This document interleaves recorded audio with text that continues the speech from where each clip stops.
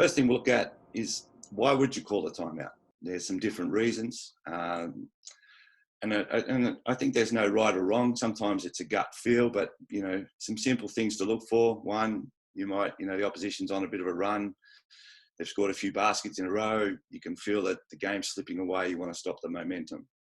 Next one is, you can see your team maybe is a little excited, or, there's some anxiety in there. You want to calm your team. Another one is, you need to make an adjustment. Perhaps something you set out to plan or do is not working. So you want to adjust or change the strategy. Another one might be late in the game in particular. You've got a particular player that's playing well and you feel you can't really sub him out or her out. So you want to give them a bit of a rest.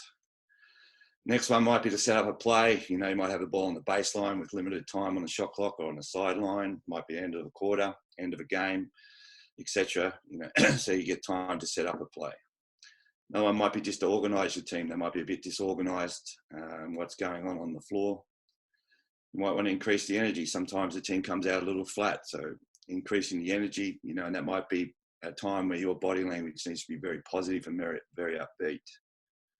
Lastly, late in the game, advance the ball or freeze the free throw shooter. That can be effective strategies. One thing I think that's important, though, is why are you calling a timeout? In the international game, we don't get too many timeouts, 2 in the first half, 3 in the second. And obviously, if you don't use one of those timeouts before the last 2 minutes, you lose it. In Japan, we're lucky we get a TV timeout in the second and fourth quarters at the 5-minute mark. So, sometimes if it's close to that time, you mightn't call a timeout.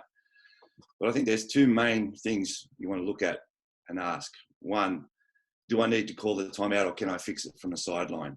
Is there some words I can use to fix the issue?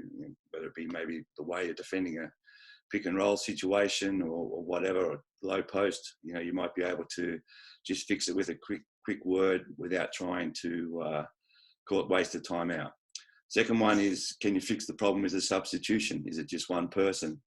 Can that be fixed before you call the timeout?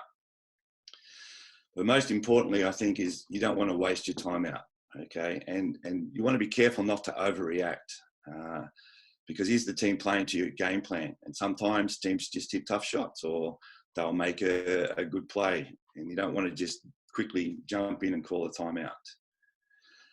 And also remember, your players and referees will make mistakes, so you don't want to just call a timeout through a knee-jerk reaction. Is the mistake a one-off, or is it being repeated?